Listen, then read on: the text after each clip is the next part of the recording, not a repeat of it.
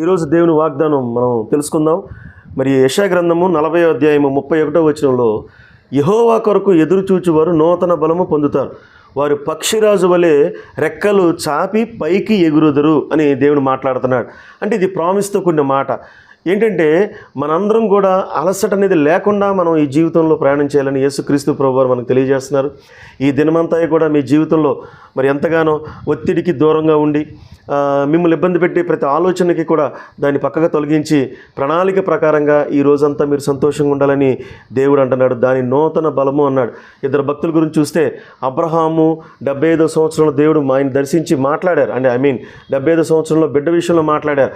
ఆ మాట్లాడిన తర్వాత 25 సంవత్సరాలు ఎదురు చూశారు, నూతన బలం పొందుకున్నట్లుగా మనం చూస్తున్నాం. ప్రపంచానికి ఒక అద్భుతమైన వాగ్దానం ఇచ్చారు.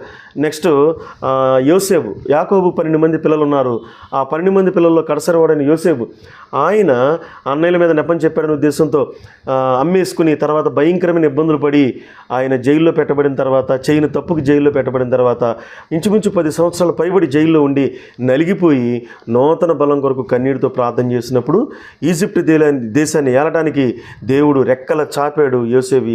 అబ్రహాము కూడా రెక్కల చాపి తన ప్రాంతం నుంచి విడిచి అనేక ప్రాంతాలు మరి బ్లెస్ అయినట్లుగా మనం చూస్తున్నాం.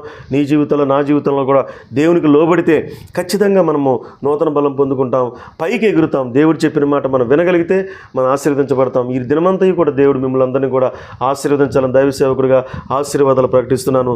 దేవుడిటి మాటలు దీవించునుగాక. Amen, amen.